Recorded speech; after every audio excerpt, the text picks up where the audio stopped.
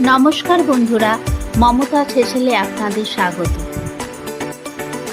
আজ আমি বানাবো হাতে মাখা রুই মাছের একটি সহজ রেসিপি। প্রথমে 5 পিস রুই মাছকে কড়ার মধ্যে সাজিয়ে নিলাম।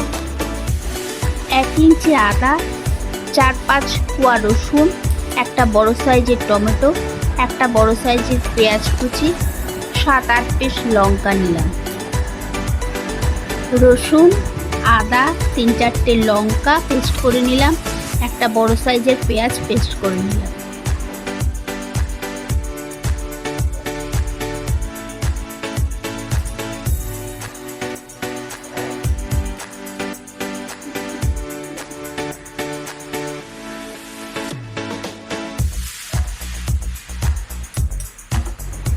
এবার মাছের মধ্যে প্রথমে নুন, হলুদ, কাশ্মীরি লঙ্কার গুঁড়ো, আদা রসুন লঙ্কার পেস্ট, পেঁয়াজের পেস্ট, কুচানো পেঁয়াজ, 2-3টে কাঁচা লঙ্কা, টমেটো কুচি দিয়ে ভালো করে মাখিয়ে নেব।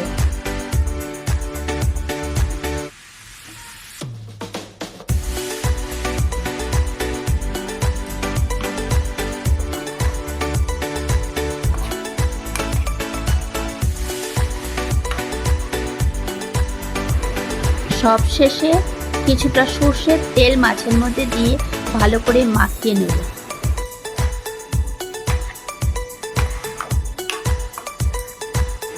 এবার মাছটাকে কিছুক্ষণের জন্য কম আঁচে ঢাকা দিয়ে রেখে দেব। কিছুক্ষণ পর মাছটাকে উল্টে দেব, দিয়ে আবার কিছুক্ষণ ঢাকা দিয়ে রেখে দেব।